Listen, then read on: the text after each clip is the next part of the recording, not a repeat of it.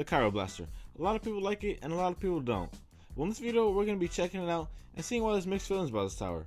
But before we do it, guys, make sure to smash that like button, make sure to subscribe, and comment down below if you want to see some more content like this.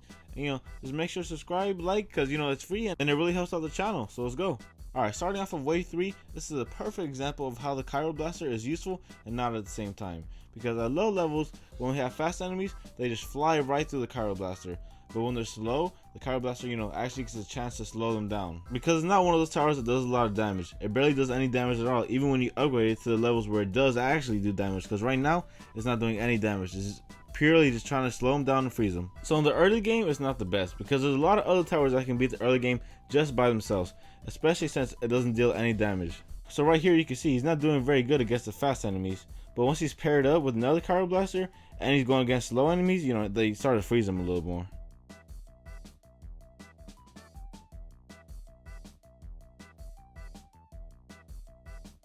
And another bad thing is the Cryoblaster really isn't very good against crowds. I mean, you can see his big crowd, they're just getting through like nothing. So now it's level 3 Cryoblaster. He's got the gun now and he's shooting kind of, the snow, I guess, or the ice. But now, he's holding up the chain pretty good until his, swarm starts coming. And this is when I think the crowd starts doing better, because now he's actually doing 20 damage per hit. Also a level 4 top path, because this is when the freeze rate goes from 11.5 to 27.5, which is more than double, and the enemies take 10% extra damage if they're frozen. Now this is probably my favorite part about the Cryo. This dude is single-handedly holding this abomination still while the scouts are just shooting at him and taking him down.